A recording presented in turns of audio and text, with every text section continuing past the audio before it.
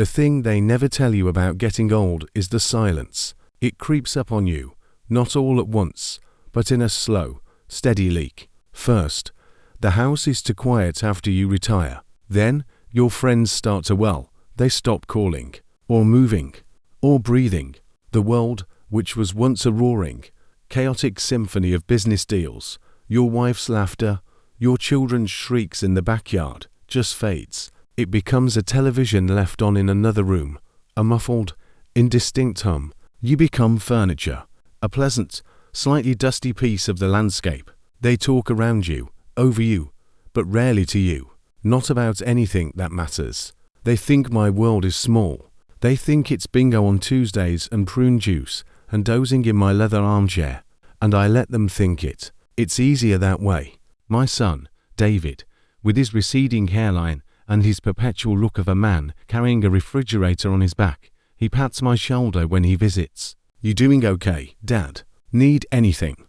We set up that new television for you, the one with all the buttons." My granddaughter, Chloe, the only one with any spark in her eyes, she shows me things on her phone, funny videos of cats, but it's a performance. She's humoring me. They all are. My daughter-in-law, Susan, is the worst. She speaks to me in this slow, loud cadence, as if English is a language you've recently and poorly attempted to learn. "John, would you like more meatloaf?" Shed redecorated my own study, for Christ's sake, while I was in the hospital with my hip.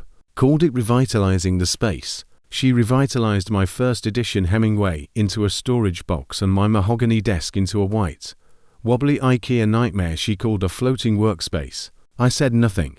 The silence, you see, it's a tool. You can hear everything in the silence. It'd been listening for a long, long time. It started, as these things often do, with a casual comment over a Sunday dinner that tasted like boiled regret. David was droning on about the market, about his portfolio, using words he'd clearly just read in a magazine, getting them slightly wrong.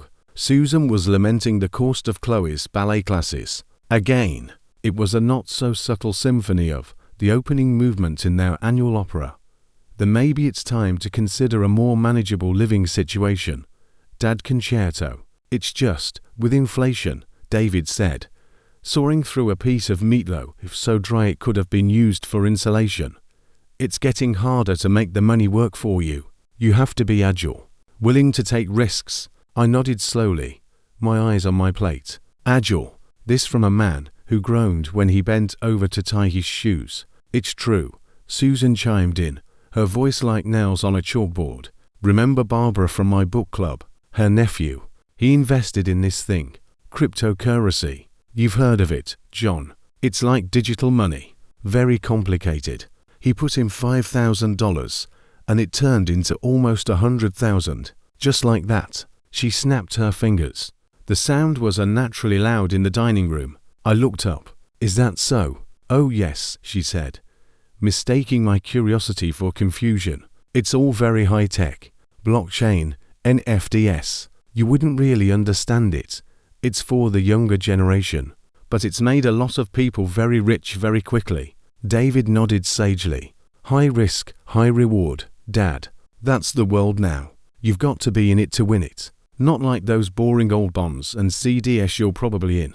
He said bonds and CDS the way another person might say gangrene and leprosy. I felt a familiar, cold smile try to form on my lips. I suppressed it. They had no idea. My boring portfolio, carefully curated over 50 years of disciplined investing, of reading the Wall Street Journal before it was an app, of building relationships with bankers in Zurich and London, was a fortress. It was a sprawling, powerful engine of wealth that hummed along with quiet, immense efficiency. It paid for this house, for David's college, for the down payment on his own overpriced suburban crypt. It was the reason Susan could afford to be in a book club that apparently discussed get-rich-quick schemes instead of literature, and they thought it was a few $1,000s gathering dust in a savings account. "This cryptocurrency," I said, my voice a little raspy. I cleared my throat. "How does one get involved?" David and Susan exchanged a look. It was a look I knew well. It was the "oh bless his heart, the old man is trying" look. "Well, Dad," David said, leaning forward with the patience of a kindergarten teacher, "you need an exchange, like Coinbase or Binance. You link your bank account, transfer funds, and then you can buy, well, coins. Bitcoin, Ethereum, Dogecoin. That was a big one. But it's volatile, really volatile. Probably not for you." "Ah," I said, nodding as if he'd just explained particle physics to a golden retriever. "Volatile." The seed was planted. Over the next few weeks, I watered it. I let them see me struggling with my new iPad. It asked Chloe, in front of them, "How do I find this Google?" It'd leave printouts from a deliberately confusing Wikipedia article on cryptocurrency on the coffee table. I started using terms badly. It'd call it cryptogram currency. I'd ask David if the Ethernet coin was a good buy. Their condescension was a thick, sweet syrup. They lapped it up. David, puffed up with his own perceived technological superiority, started giving me unsolicited advice. "Now, Dad, if you're really thinking about it, and I'm not saying you should, but if you are, maybe just a tiny bit of play money, you should look at Moonshot Token. It's a new one, very hyped. My buddy at the golf club says it's the next big thing. Moonshot Token. I'd never heard of it. A quick search that night on my actual, powerful desktop computer tucked away in what Susan now called the craft nook it to be the absolute bottom of the barrel. A meme coin with a cartoon raccoon as a mascot. It was the financial equivalent of buying a lottery ticket you find crumpled on the sidewalk. It was perfect. The stage was set. All I needed was the right moment. It came on a Tuesday. A family dinner, of course. The whole cast was there. David, Susan, my other grandson, the sullen teenager Mark, who communicated primarily in grunts and the smell of Axe body spray, and Chloe, my brother's daughter. Sarah had also dropped by, a vulture in a pantsuit who always circled when she smelled potential drama or, more importantly, potential money. The meal was concluding. The conversation had, once again, drifted to money. Sarah was complaining about her property taxes. Susan was sighing about the cost of replacing their dishwasher. It was a chorus of manufactured hardship, a prelude to yet another inquiry about my plans for the house. I took a slow sip of water. I let my hand tremble just a little. I set the glass down with a faint clink. The silence stretched. I looked at my plate, then around the table at their faces, illuminated by the warm glow of the expensive chandelier my late wife, Eleanor, had so loved. I began, then stopped. I cleared my throat. "There's something I need to tell you all." The table went quiet. Even Mark looked up from his phone, sensing a shift in the atmospheric pressure. "What is it, Dad?" David asked, a note of genuine concern in his voice. For a second, I felt a pang of guilt. Just a second. I took a deep, shuddering breath, the kind that comes from deep in the soul. I looked old. I felt old. I was selling it. "You know how you've all been talking about investments, about the future," I said, my voice low and unsteady. Nods around the table. Susan's eyes were wide. Sarah leaned forward, her fork hovering in midair. "Well, I wanted to be agile." I used David's word. It landed. I saw his face flicker with recognition. I wanted to make my money work for me, for all of us, to leave a real legacy. "Oh, John," Susan said, her tone already dripping with a morbid curiosity. "What did you do?" I looked at David. "You mentioned that coin, that Moonshot Token." David's face went through a fascinating series of transformations. First, confusion. Then, dawning comprehension. Then, horror. "Dad, you didn't. Tell me you didn't." I nodded. A slow, tragic movement. "I did. I had transferred it all. The life savings, Eleanor's money, my money, everything from the sale of the business. All of it. My voice broke on all of it. It was an award-winning performance. I should have gotten a damn Oscar." The silence in the room was absolute. You could have heard a pin drop. You could have heard a ghost sigh. "Everything," David whispered, head gone pale. "How much is everything, Dad?" I named a figure. It was a number so large, so absurdly vast, that for a moment, it didn't compute. It was a number that represented not just money, but security, their inheritance, their future, their dreams of early retirement and beach houses. It was a number that could silence even Sarah. Susan was the first to break. A sharp, incredulous gasp. "You did what?" she shrieked. The sound was like shattering glass. "All of it. On some internet funny money. Are you insane? John, have you completely lost your mind? The dam broke. Oh my God, Uncle John," Sarah cried, her hand flying to her chest, as if she were having a heart attack. "The life savings. How could you be so reckless? I knew we should have had you declared incompetent after the hip surgery. I said it. Mark, the teenager, actually spoke. Dude, that's so cringe." Then he went back to his phone, perhaps to tweet about the monumental cringe happening in his midst. But David was the masterpiece. His face crumpled. It didn't flush with anger like Susan's. It didn't contort with performative shock like Sarah's. It just collapsed. The weight of that refrigerator he always carried finally crushed him. He put his head in his hands. His shoulders started to shake. He wasn't just thinking about the money. He was thinking about the conversations at the country club. The shame. He was thinking about having to sell his boat. He was thinking about his father, the once sharp businessman, now a doddering old fool who'd pissed away his legacy on a cartoon raccoon. "Why, Dad?" he moaned, his voice muffled by his hands. "Why would you do that without talking to me? I could have stopped you. I could have helped." "You did help, David," I said, my voice soft, almost a whisper. "You told me about it. You said it was the next big thing. You said high risk, high reward." He looked up, his eyes red-rimmed and blazing with a sudden, volcanic fury. "I said it was foreplay money. A few $100, not your entire goddamn life. What is wrong with you?" The vitriol poured out of him. It was breathtaking. All the pent-up frustration, the thinly veiled impatience, the years of waiting for me to just die and leave them the money, it all came flooding out, raw and ugly and true. "Do you have any idea what you've done?" he roared, slamming his fist on the table, making the plates jump. "That was Chloe's college fund. That was our retirement. That was everything. You've ruined us. You've ruined yourself. You'll have to sell this house. You'll have nothing. We'll have to put you in a home. A state home." Susan was sobbing now, big, theatrical tears. "A home. We can't afford Willow Grove anymore. Not after this. Oh, the shame. What will we tell people?" Sarah was already on her phone, probably Googling how to contest an inheritance lost to crypto. "This is financial insanity.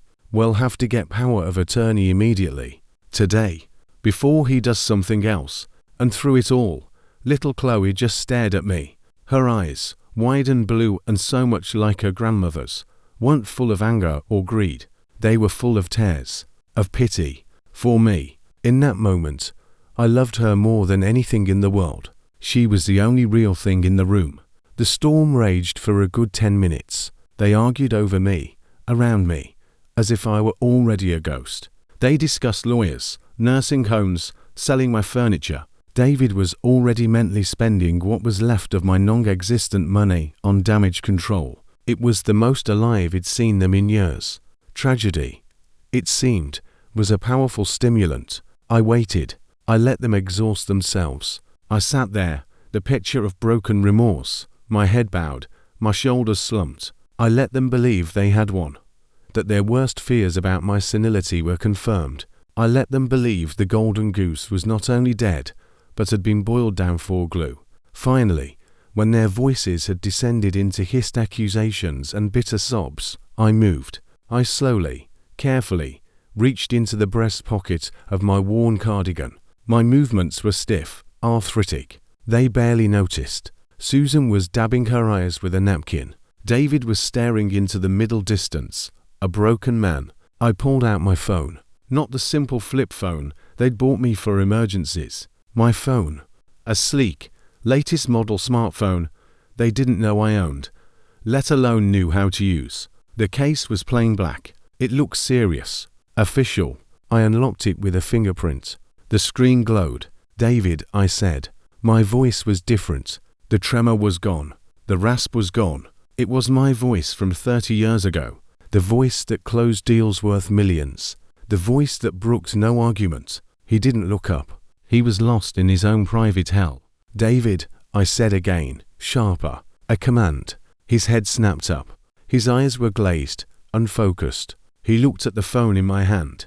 Confusion cut through his despair. "What? You mentioned an exchange," I said.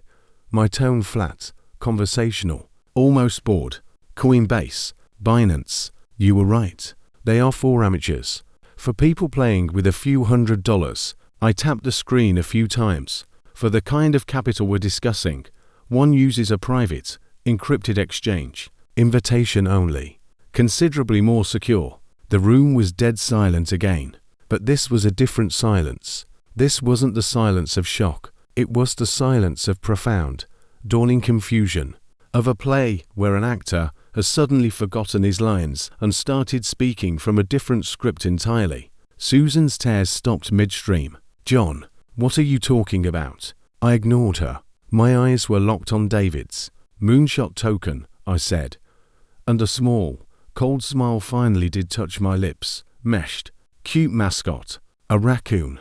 Did you know its value is based entirely on a series of memes posted on a website called Reddit? That its lead developer is a 19-year-old in Wisconsin who goes by the online alias Cryptolad." David's mouth was hanging open. How do you know that?" "Because I looked into it, David," I said, my voice dripping with a contempt I'd been saving for decades. "The day you suggested it to me. I spent approximately 7 minutes researching it. It's garbage. The digital equivalent of a pet rock. A greater fool theory waiting for its last, greatest fool." I paused, letting the insult sink in. "You were telling your 68-year-old father to invest his life savings in a pet rock." "But you said," David stammered. "I said I invested in it," I replied calmly. "I never said I was the fool who did." I turned the phone around. On the screen was a graph. It was complex, with multiple colored lines and indicators. But one line, a blood red one, was in a terminal nosedive. It was plummeting straight down, almost vertical, towards a big, fat zero at the bottom of the screen. At the top of the graph were 3 letters, MSHT. "It crashed this afternoon," I said, as if commenting on the weather. "Tanked, zeroed out." Apparently, Cryptolad tweeted a picture of his breakfast that the community decided was bearish. The whole thing evaporated in about 45 minutes. Poof. I made a little exploding gesture with my free hand. Gone. Every single coin. Worthless. A lot of people lost a lot of money today. I looked around the table, meeting each of their stunned, bewildered gazes. Susan's mouth was a perfect O of confusion. Sarah looked like she'd been slapped. Mark had put his phone down. Chloe was staring at me, a tiny, tentative spark of something like hope in her eyes. "So," I said, placing the phone carefully on the table next to my plate of uneventful meatloaf, "to answer your questions, no, I will not be selling the house. No, you will not be needing to find me a state home." Though the concern was touching, truly. And no, I let my gaze sweep over them, cold and final. "You will not be getting power of attorney. Not today. Not ever." The silence was so profound, I could hear the hum of the refrigerator in the kitchen. David found his voice first. It was a strangled, pathetic thing. I don't understand." "You said you transferred everything." I lied. I said simply. "It was a test. And my God, you all failed it. You failed it so spectacularly, so magnificently, that it was almost a thing of beauty." I leaned forward, folding my hands on the table. The grandfather was gone. The doddering old man was gone. In his place was the man who'd built an empire from a $1,000 loan and a relentless will. They were seeing me, the real me, for the first time in 20 years. And they were terrified. 4 years, I began, my voice low and steady. "I have sat in this silence. I have listened to you. I have listened to you talk about my money, my house, my things, as if they were already yours, as if my continued existence was a minor, inconvenient delay in the execution of your own plans. I have listened to you patronize me, diminish me, treat me like a chore, a burden, a simpleton who couldn't possibly understand your modern, complicated world. I looked at David, you, who needed me to cosign every loan for your first 3 failed business ventures. I looked at Susan, you, who spends every penny David makes on redecorating homes that aren't yours and joining clubs to impress people you don't like. I looked at Sarah, you, a vulture who only appears when she thinks there's a carcass to pick over. I sat back in my chair. The leather creaked, a familiar, comforting sound. My money is exactly where it has always been, I said. It's in my boring bonds, my ancient blue-chip stocks, my dull real estate holdings. It's managed by a private firm in Geneva that you will never know the name of. It is safe, it is sound, and it is growing. It was never in any danger, especially not from a cartoon raccoon. The truth was a physical blow. Susan actually flinched. David looked like he was going to be sick.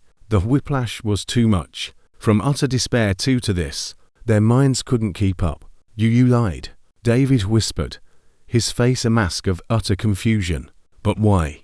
Why would you do that to us? To put us through that? Why? I repeated, and I let out a short, sharp laugh that had no humor in it. You just spent the last 20 minutes showing me exactly why.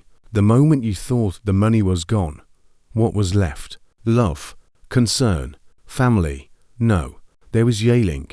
There was name-calling. There was talk of lawyers and nursing homes. You didn't worry about me. You worried about what was mine, and what you thought was yours. I picked up my fork and finally took a bite of the cold meatloaf. I chewed slowly. I made them wait. This was never about the money, I said finally. This was about the truth. And now we all know it. You see me as a wallet, a soon-to-be inherited wallet, and I see you for what you are. The finality in my voice was absolute. It sucked the air out of the room. So, here is what is going to happen now, I continued, my tone leaving no room for argument. It was the voice that used to make junior executives cry. You are going to finish your dinner. You are going to leave. And you are going to think, very long and very hard, about what happened here tonight. I looked at Chloe. Only Chloe. My expression softened, just for her. The rest of you, I said, my voice turning to ice again as I addressed the others, will come to understand that my fortune, my real fortune, is indeed intact. But it is no longer yours. It never was. Your inheritance was never a guarantee. It was a privilege, one I had every intention of bestowing upon a family that loved and respected me. You have shown me you are not that family. You have shown me your character, or lack thereof. I placed my napkin on the table. The subject is closed. The performance is over. The money is safe. I paused, letting the weight of my next words crush the last of their hope. From you, of course. Here is the continuation of the story. The silence that followed my pronouncement was a living thing, thick and heavy and suffocating. It was the silence of a bomb site after the blast, where the ringing in your ears is the only sound and the world has been rearranged into something unrecognizable.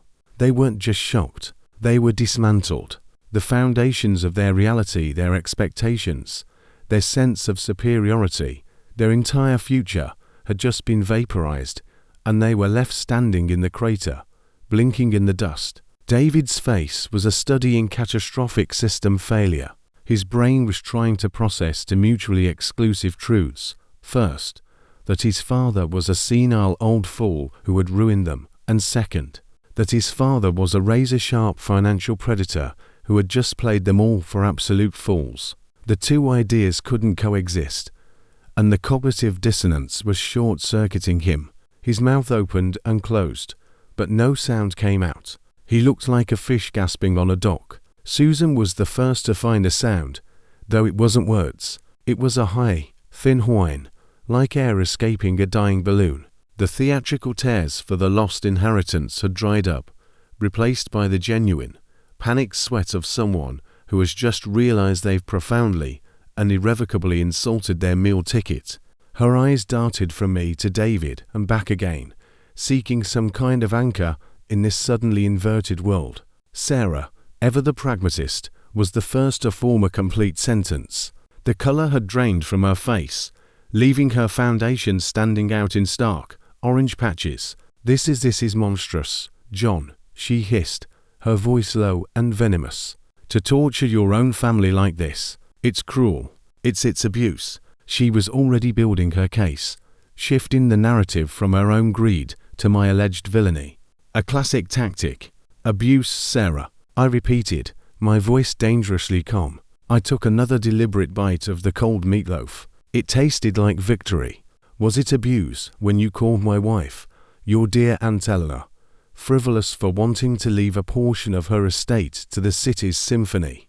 Was it abuse when you tried to have me declared incompetent after my surgery, hoping to get your hands on a power of attorney you had no right to? Or is abuse only something I do to you?" Her mouth snapped shut. She hadn't realized I knew about that. She thought her conversations with David, whispered in this very kitchen, had been private. She didn't understand the scope of my silence, that it was an auditorium in which I heard every whispered word, every avaricious sigh. That David finally choked out. The word was a plea, a desperate attempt to reset, to go back to the dynamic where he was the capable son and I was the dependent father. Why? My God. Why would you do this? We were worried about you. We were terrified. Were you? I set my fork down. The clink was unnaturally loud. "Let's examine that terror, David. What was the specific nature of your fear? Was it fear for my mental well-being? Fear that he'd be destitute and heartbroken? Or was it the gut-clenching, cold-sweat terror that the golden goose you've been fattening yourself on for decades had just stopped laying eggs?" He flinched as if it struck him. "Your concern," I continued, "sounded an awful lot like a list of assets you thought you'd lost. The house, my money, your retirement, Chloe's college fund. Notice a pattern. It was all about you. Not once did anyone ask, 'Dad, are you okay? How are you feeling?' No, it was 'You've ruined us.' A rather telling choice of words, don't you think?" I turned my gaze to Susan. "And you, Susan, your first thought was the shame. Not how do we help John, but what will the neighbors think? You were already mentally moving me into a state-run home. How efficient of you." I let that hang in the air for a moment, watching them squirm. They were trapped. They couldn't argue because every word I spoke was the unvarnished, ugly truth. They couldn't apologize because it would be transparently insincere. They could only sit there, exposed and humiliated. "You tested us," Mark said, his voice flat. It was the first thing he'd said that wasn't a meme or a complaint. He was looking at me with a new, unsettling intensity. There was no anger there. It was more like respect. The sullen teenager was gone, replaced by a young man who had just witnessed a masterclass in psychological warfare and was genuinely impressed. "I did," I confirmed. "And we failed," he stated. "Spectacularly," I agreed. He gave a slow, almost imperceptible nod, then went back to his phone. But he wasn't scrolling mindlessly anymore. He was typing, probably recounting the whole thing to his friends. It'd become an anecdote, a legend. I was okay with that. It was Chloe who finally spoke, her voice small but clear, cutting through the toxic atmosphere. "So you're okay, Grandpa. You're not broke. You're not sad." And there it was, the only question that mattered, the only one that came from a place of love, not loss. It damn near broke me. My stern facade almost cracked. I looked at her worried blue eyes, and I felt the cold anger inside me thaw, just a little. "I am perfectly okay, my dear," I said, my voice softening for the first time all evening. "And I am not sad. Not anymore." The dam broke again, but this time it was different. It wasn't an explosion of anger. It was a flood of frantic, panicked backpedaling. "Dad, we're so sorry," David blurted out, finding a new gear of desperation. "My God, when we thought you'd lost everything, we weren't ourselves. The shock it does things to a person. You have to believe me." "Yes," Susan squealed, latching onto the lifeline head thrown. "We were just so scared for you. It came out all wrong.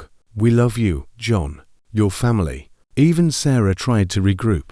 "It was a stressful situation, John. Anyone would have reacted poorly. It doesn't mean it doesn't reflect our true feelings." She was a terrible liar. I held up a hand. The room went quiet instantly. They were like dogs that had been whipped, flinching at my slightest movement. "Stop," I said, my voice quiet but absolute. "Just stop. You're embarrassing yourselves further. The performance is over. The masks are off.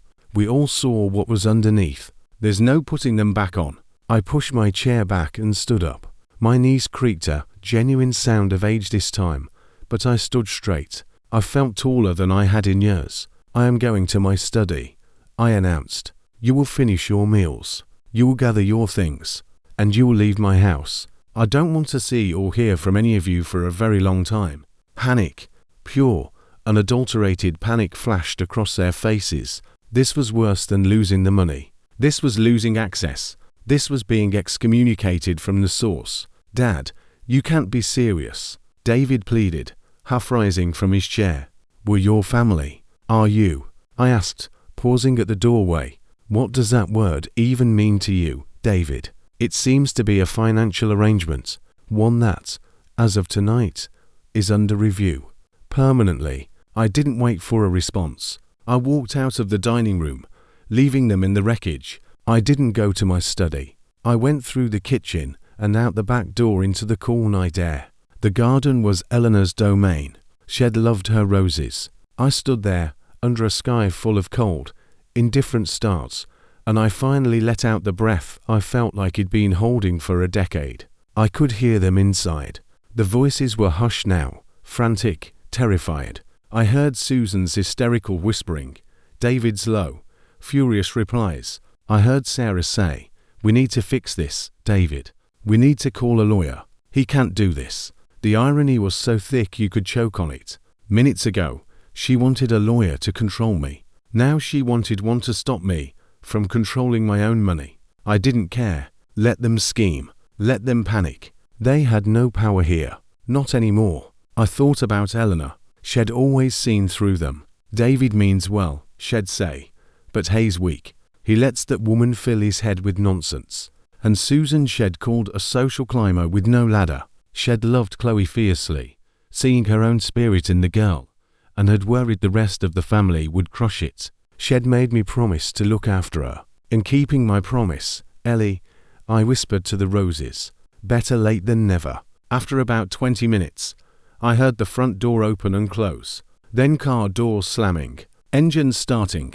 The sound of them leaving was like a symphony. I waited until the last rumble of David's BMW faded into the distance. I went back inside. The dining room was a tableau of their defeat. Half-eaten plates of food, rumpled napkins, to wine glasses knocked over, their red contents staining Susan's precious white tablecloth like blood.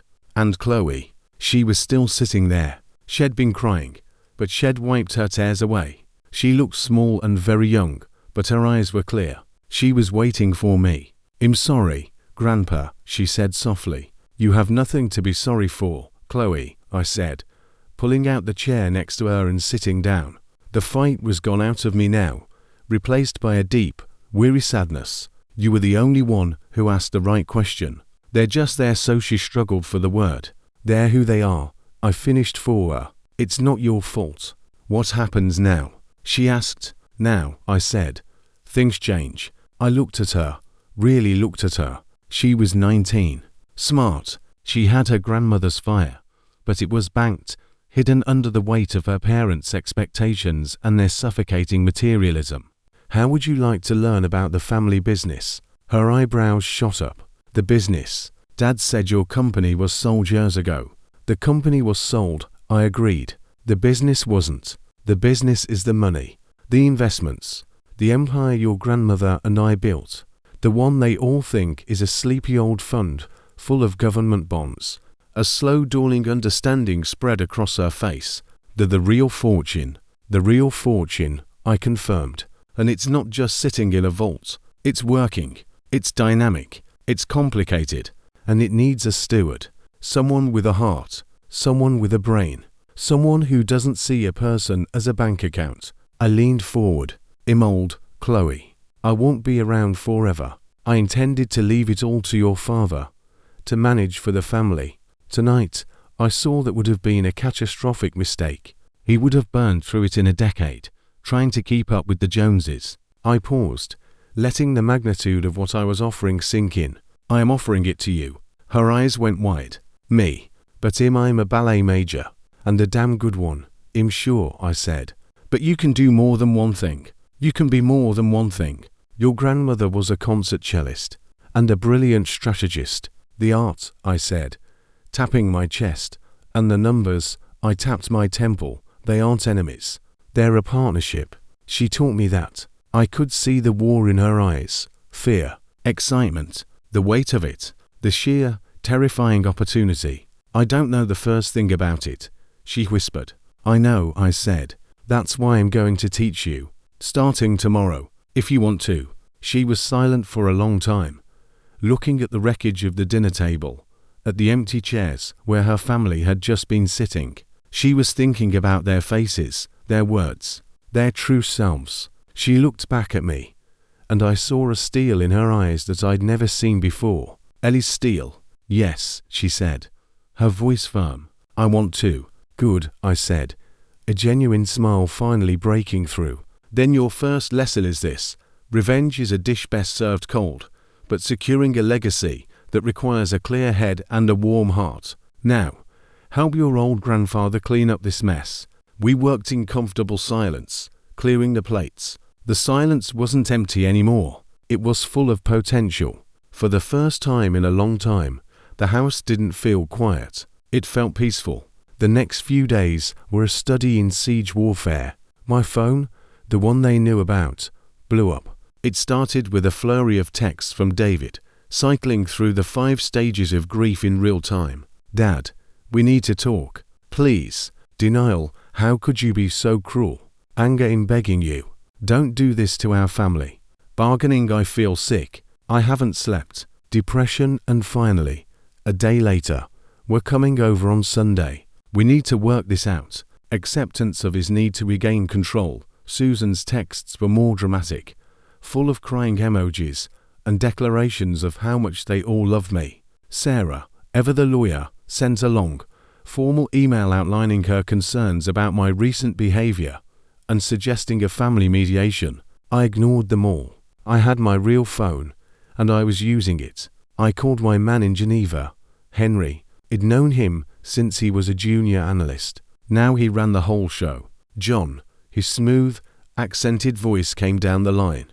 To what do I owe the pleasure? Everything is well, I trust. Everything is excellent, Henry, I said, watching Chloe as she sat at the kitchen island, poring over a basic economics textbook dug out of a storage box. In calling to make some changes to the succession plan, there was a brief pause on the other end. I see. And what changes would those be? Remove David Alexander from all documents. Remove Susan Reed. Remove Sarah Evans. Another, longer pause. John, that is significant. That removes the primary and secondary beneficiaries. Is there an issue? You could say that, I replied dryly. I am adding a new primary beneficiary and executor. My granddaughter, Chloe Reed. Chloe. He sounded surprised. She's quite young. No. She is, I agreed, which is why the trust structures will remain in place, with you and your firm as managers. But she is to be brought into the fold, given full access to all reporting. I will be educating her. I want her to understand what she's inheriting, down to the last penny. Understood, Henry said, his professional demeanor snapping back into place. He knew better than to question me further. I will have the documents drawn up immediately. We will, of course, require her signature. Shall be giving it, I said. Send everything to my secure email. And Henry. Yes, John. From this point forward, any and all inquiries regarding my accounts, my health, or my estate from any of the names I just removed are to be met with a standard response. We are unable to disclose any information due to client confidentiality. Is that clear? Crystal clear, Mr. Alexander, he said, using my surname formally. The matter was closed. I hung up and looked at Chloe. She was frowning at a chapter on monetary policy. This is dense, she said, without looking up. It is, I said, and it's the simple version, but it's the language of the world. The grammar of power. And you're going to learn to speak it fluently. Sunday arrived. I knew they would come.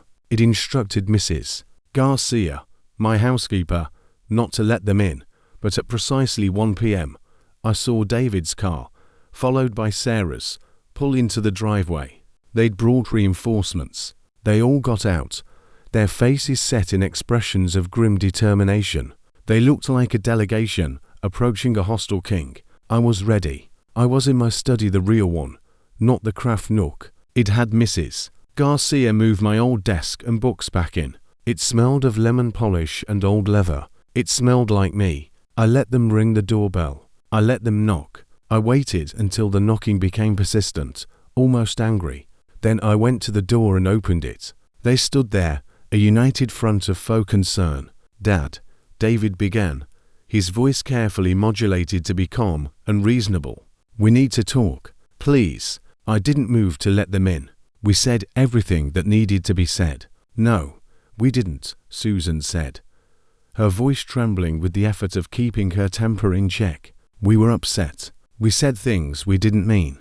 We're family, John. Families fight and they forgive. Forgiveness requires remorse," I said calmly, "and an acknowledgement of wrongdoing. I have heard neither." "This is ridiculous," Sarah snapped, her lawyerly patience evaporating. "You can't just cut your son out of your life over one argument." "I'm not cutting him out of my life, Sarah," I said. "I'm cutting him off from my money. There's a difference. One I think you're all failing to grasp. My life is here." I gestured behind me. "My money is elsewhere, and the connection between the two has been severed." David's mask of calm finally cracked. "Why are you doing this? To punish us? To prove how much smarter you are than us? Okay, you're smarter. You're a financial genius. We're idiots. Are you happy now? Can we please just move on?" I looked at him, at the raw need in his eyes, and I felt a profound pity. He truly didn't get it. The money was the only language he understood. "No, David," I said, my voice quiet. "I'm not happy. I'm disappointed. And there's no moving on from that." I started to close the door. "Wait," he cried, putting his hand out to stop it. At least tell us it's still there. That it's safe. Just give us that. Give me that peace of mind." I looked at his pleading face, and I gave him one last truth. One last turn of the knife. "It's safe, David," I said. "It's all perfectly safe. It's just not for you." And I closed the door in his face. I heard a choke sob. I heard Sarah swear. I heard their footsteps retreating down the walkway. I turned around. Chloe was standing at the end of the hallway, having heard everything. "That was harsh," she said. But there was no judgment in her voice, just observation. "The truth often is," I replied. "They came here for a peace of mind that was never theirs to have. Come on, we have more important things to do. Today, you learn about compound interest. It's the most powerful force in the universe, even more powerful than family drama."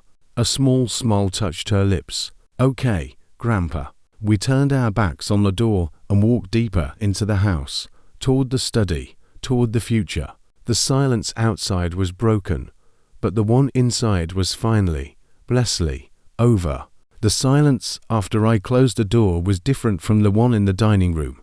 That had been a shocked, suffocating silence.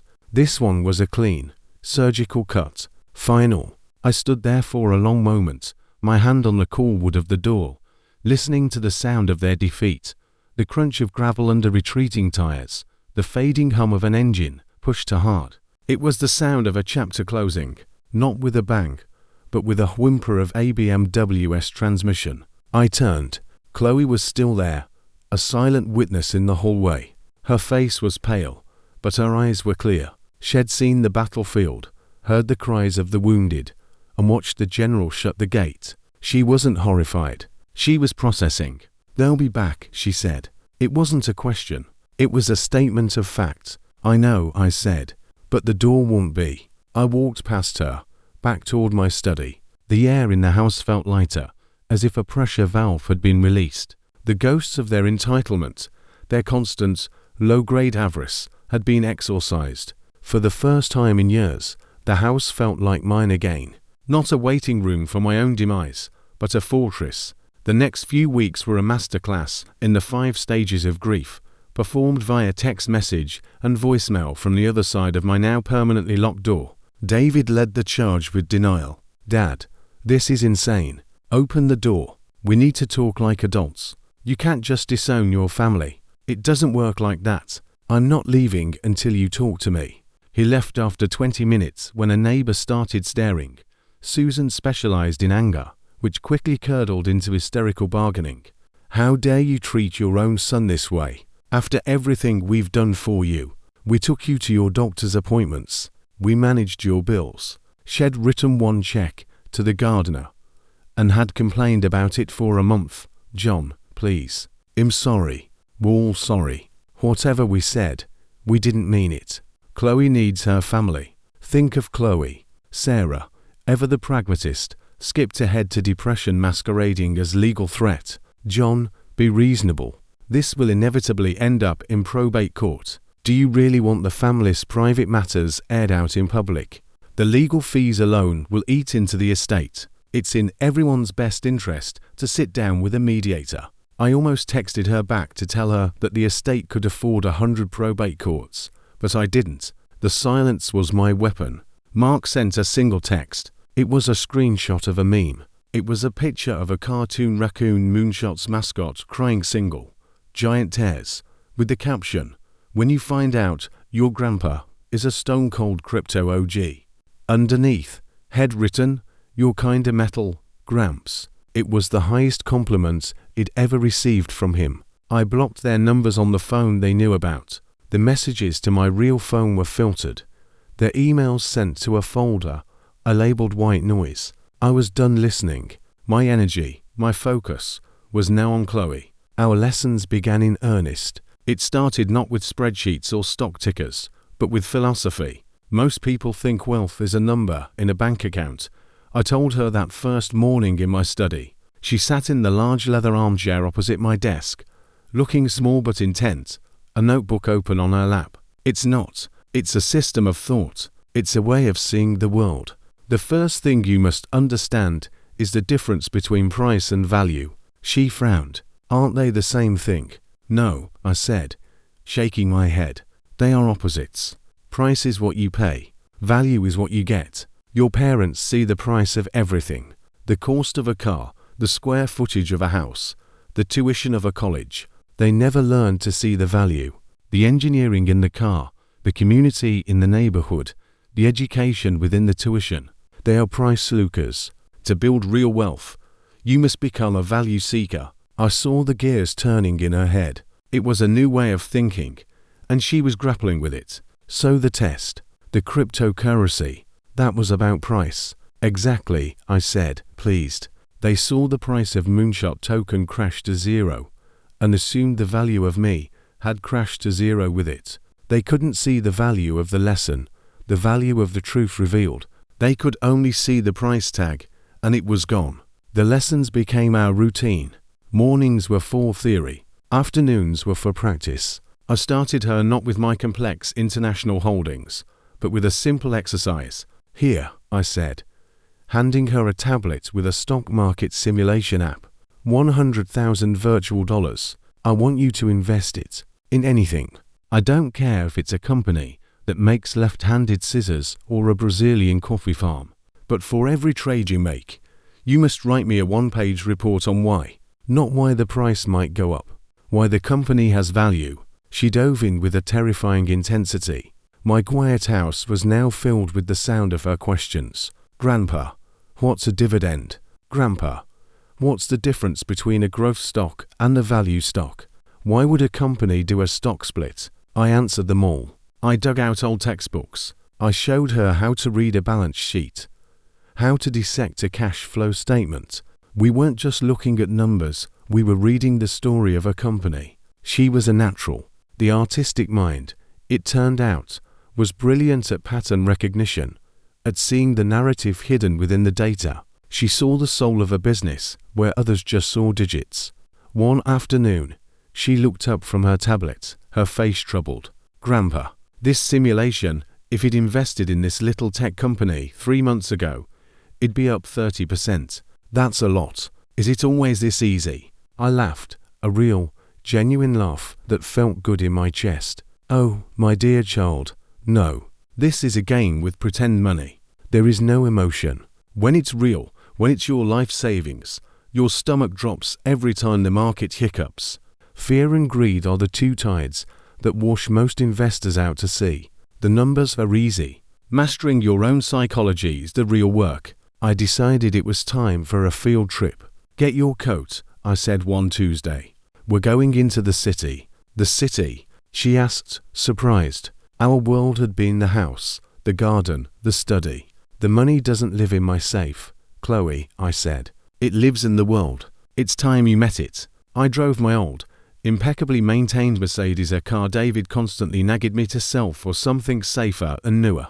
The city skyline rose in the distance, a forest of glass and steel where fortunes were made and lost by the second.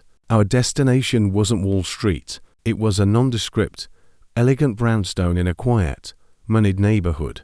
A small, discreet plaque by the door read, Alexander and Vance, family office. Alexander?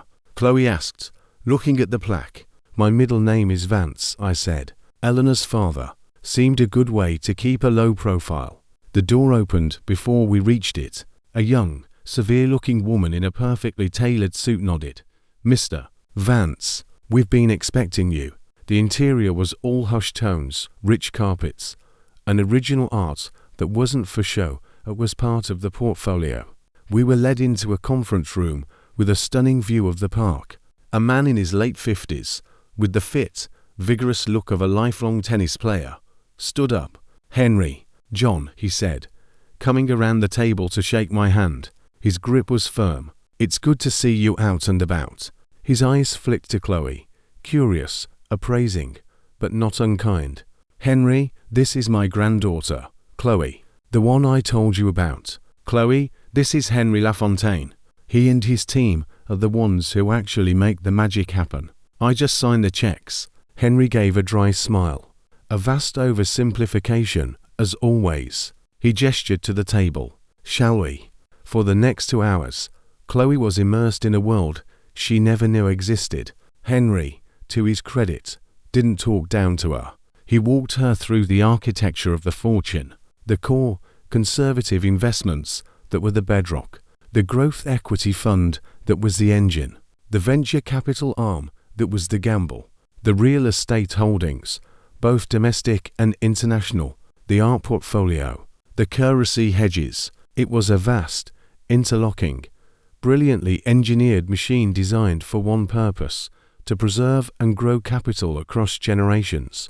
Chloe listened, her eyes wide, asking sharp, insightful questions. Why the overweight allocation in European infrastructure bonds? What's the exit strategy for the venture stake in the biotech firm?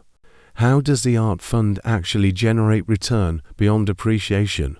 Henry looked more and more impressed. He shot me a glance that said, "Where has this one been hiding?" At the end, he sat back. "You have an excellent mind for this, Miss Reed." "She does," I said, pride swelling in my chest. "She gets it from her grandmother." On the drive home, Chloe was silent for a long time, staring out at the passing world. Finally, she spoke. "It's so big. It's not money. It's an ecosystem." "Yes," I said, "and it needs a careful, wise gardener."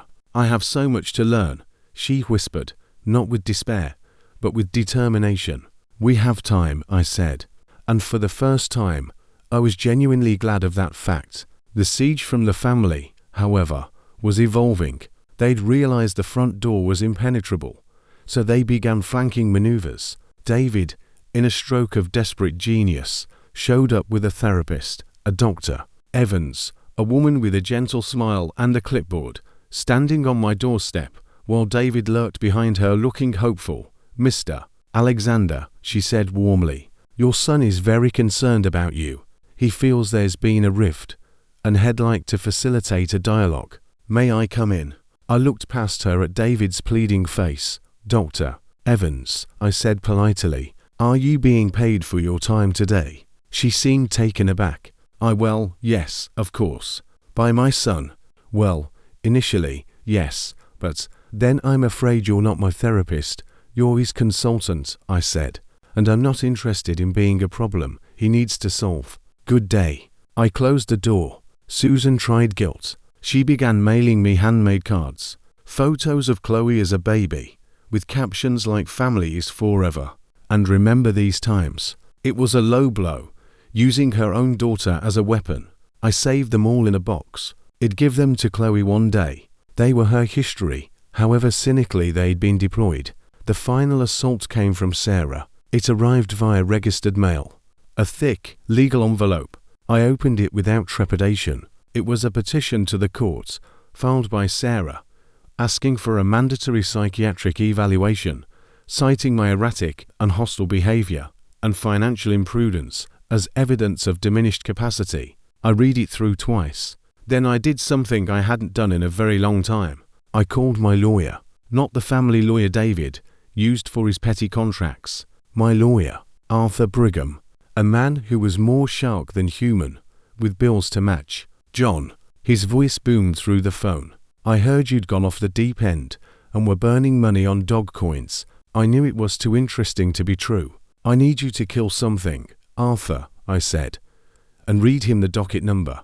He was silent for a moment, and I could hear the sound of typing. Nuisance paperwork. Sarah always was the dramatic one. Don't give it a second thought. I'll have it dismissed with prejudice by the end of the week. The judge is a golfing buddy. He'll enjoy this. Might even sanction her for wasting the court's time. Shall I? Please do, I said. And Arthur, send the bill to Sarah's home address. He laughed, a deep, joyful sound. With pleasure. It was over in 3 days. The petition was dismissed. Sarah received a stinging rebuke from the judge and a bill from Arthur Brigham that was likely more than her annual salary. The message was received. The legal avenue was closed, permanently. The silence that followed was absolute. The text stopped. The emails ceased. The cards no longer came. The white flag had been raised. They had finally, truly, run out of options. They had played every card in their hand and lost everything. I thought that would be the end of it. I was wrong. It was a rainy Thursday afternoon, about 3 months after the dinner. Chloe and I were in the study, going over the quarterly reports from Geneva. She was pointing out an anomaly in the currency exchange rates for one of our London holdings, her finger tracing the line on a chart. When the doorbell rang, we both looked up. Mrs. Garcia was gone for the day. We weren't expecting anyone. I went to the door and looked through the peephole. It was David, but it was a David I barely recognized. He was alone. He wasn't wearing his usual uniform of crisply ironed chinos and a polo shirt. He was in an old, worn jacket, jeans, and his shoulders were slumped. He looked hollowed out. He held no phone, no briefcase, no therapist. He just stood in the rain, getting wet. I unlocked and opened the door. He didn't try to push in. He just looked at me. And the anger, the entitlement, the desperation, it was all gone. What was left was a profound, exhausted shame. Dad, he said, his voice raspy. Can I come in? Just for a minute. I'm not here for anything. I just need to talk to you. I studied his face. This wasn't a tactic. This was surrender. I stepped back and let him in. He stood dripping on the welcome mat, looking lost. He saw Chloe in the doorway of the study and flinched, as if the sight of her pained him. Hi, sweetheart, he said, his voice thick. Hi, Dad, she said softly. She looked at me, a question in her eyes. I gave a slight nod, and she retreated into the study, giving her space. I led him into the living room. He didn't sit. He just stood, wringing his hands, the water from his jacket dripping onto the rug. I'm sorry, he said. The words came out in a rush, choked and raw. I am so sorry, Dad, for everything, for the things I said, for the way I've been. For 4 years, I didn't say anything. I just waited. When I thought the money was gone, he began, then shook his head, struggling to find the words. It was like the fraud disappeared, and I was so scared, and so angry. But when you told us the truth, that was worse, because you were right. It was all there. Every ugly thing you said, it was all true. He finally looked at me, and his eyes were red-rimmed. I've been seeing a therapist. For me, not for you.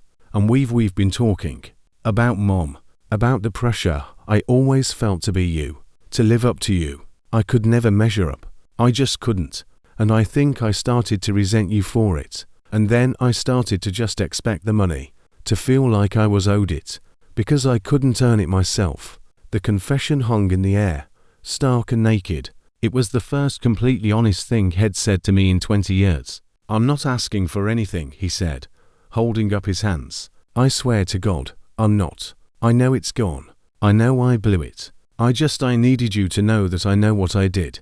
I needed you to know that I'm ashamed of the man I became. And I'm trying to be better. For me. For Susan. For Mark. He took a ragged breath. I miss you, Dad. I miss my father. And I am so sorry that I made you feel like a bank account. I looked at my son.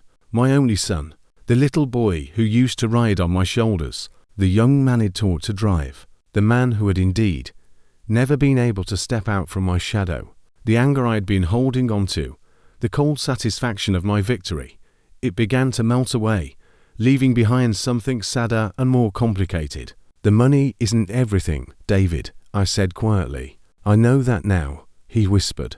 I think I always knew it. I just forgot. He turned to go. I'll go now. Thank you for listening, David, I said. He stopped. The door is still closed.